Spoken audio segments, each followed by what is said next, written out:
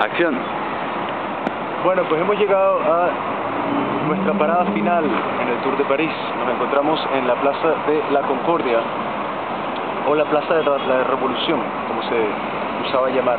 Aquí fue donde ven ese obelisco, era donde estaba la famosa guillotina durante la Revolución Francesa, en la cual decapitaron a la gran mayoría de los monarcas a los cuales ellos pudieron capturar, y muchos otros.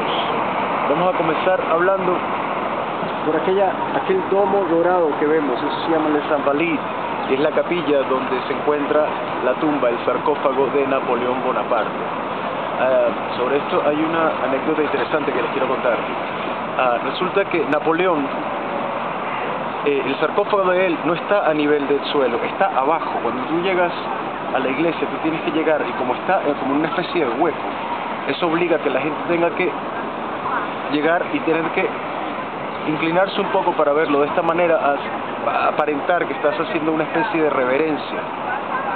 Hitler, cuando viene de visita durante la invasión, la ocupación en la Segunda Guerra, Hitler, siendo él quien era, trata de hacer lo posible para no tener que hacer esto, para no tener que inclinarse ante Napoleón, y él pide que pongan espejos encima de él,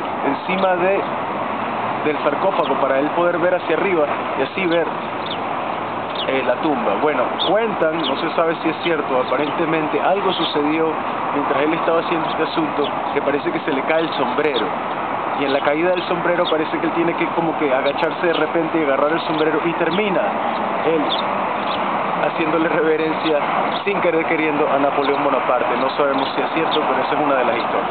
Ese es Les Invalides. Allá tenemos el clásico obvio símbolo de París, la Torre Eiffel.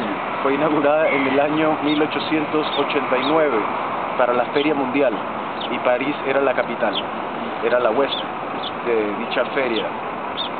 Hoy en día es el símbolo clásico de París. A mí es difícil no pensar en la Torre Eiffel cuando se habla de París, pero les cuento que en esa época Gustave Eiffel, el arquitecto, encontró mucha oposición, al igual que la pirámide de allá de Mitterrand. La gente no le gustaba la idea de tener ese mamotreto de torre en París. Les parecía feo, les parecía vulgar, les parecía que no iba con el aspecto clásico de la ciudad, e incluso hubo una protesta oficial de 300 artistas.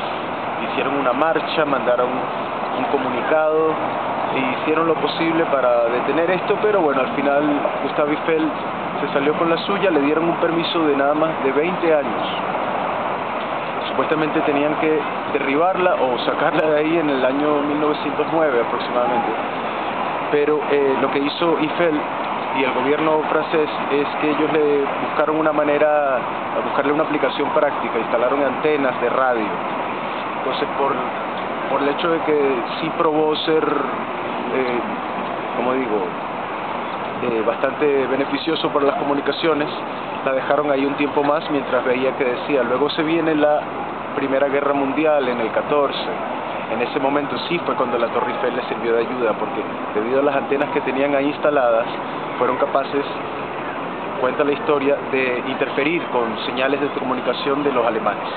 Entonces, después de eso, pues decidieron que la torre no era tan fea, pues, y ahí la tenemos, la Torre Eiffel que conocemos hoy en día.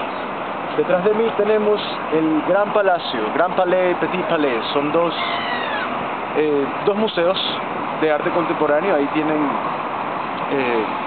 exposiciones que van rotando, y está abierto todos los días del año. Este obelisco que tenemos acá es el obelisco del templo de Luxor. Es un obelisco egipcio y fue un obsequio que le dio el gobierno de Egipto a Francia.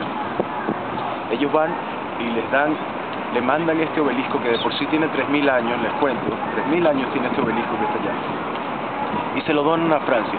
Francia, en respuesta, va y manda a construir un reloj, parecido a un reloj grande, una torre, el reloj. Resulta que este reloj, se dan cuenta que no funciona y tiene problemas, no daba la hora ellos dicen, bueno, vamos a ver de qué manera lo arreglamos antes de enviarlo, y si no, mandamos técnicos allá una vez que llegue. Resulta que el reloj nunca funcionó, llega a Egipto, el reloj no funciona, el gobierno de Egipto considera eso como un insulto y pide que le devuelven su obelisco. A esto el gobierno francés responde no, porque los regalos no se devuelven. Y ahí quedó esa gracia, justo en el lugar donde estaba el centro, la plaza de la biblioteca. Por el otro lado tenemos aquel gran edificio, es el famoso Hotel Crillon. Ese es el hotel, uno de los hoteles más grandes, más lujosos de París, si no el más lujoso que existe. Ahí es donde se queda, por ejemplo, la reina de Inglaterra cuando vino a visitar, se queda ahí se quedan las estrellas de Hollywood, ahí se queda todo el mundo. Aparentemente, una noche en la suite presidencial cuesta hasta 30.000 euros. Entonces, bueno, pues sí, ahora viene la historia de la cual les mencioné, del por qué París existe hoy en día y no voló por los aires durante la Segunda Guerra Mundial. Durante la ocupación nazi, un general, von Choltitz, fue el encargado, el asignado a la ciudad de París en el año 44. Él llega aquí unos 10-15 días antes de la caída final de París. Él era encargado de las fuerzas alemanas, ya los aliados habían desembarcado en Francia. Hitler le había dado a Choltitz la orden de poner bombas por toda la ciudad, incluso subterráneo, y volar la ciudad en caso de que ellos tuviesen que retirarse. Para él, París era un trofeo de guerra, y decía que si él no iba a tener París, nadie lo iba a tener. A estas órdenes ya von Choltitz, no solo al darse cuenta de que ya la guerra estaba perdida, él sabe en este momento que le está hablando ya con un demente. Él admiraba a Hitler y su manera de hacer las cosas y su mentalidad, pero con los años se da cuenta de que esto era ya una guerra perdida.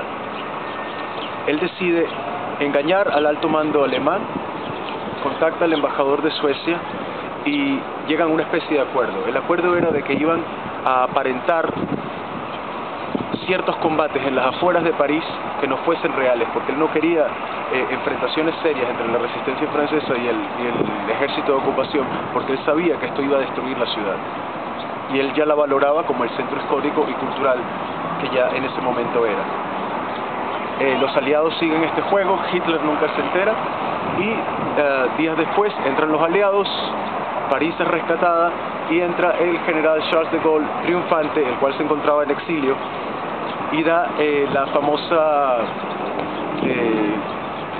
discurso en el City Hall de la ciudad, donde él agradece al pueblo francés por haber resistido, él da gracias a los aliados, pero él atribuye la victoria sobre los alemanes a la resistencia y el ímpetu de la resistencia francesa, sin darle al general von Choltitz ningún tipo de reconocimiento o gracias por lo que hizo, porque en realidad fue gracias a la iniciativa de este señor que París no voló por los aires.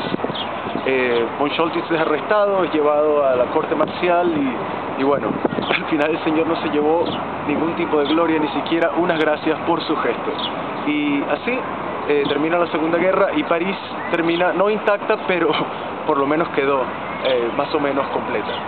Y de esta manera que París fue liberado, señores, yo los libero a ustedes de este tour.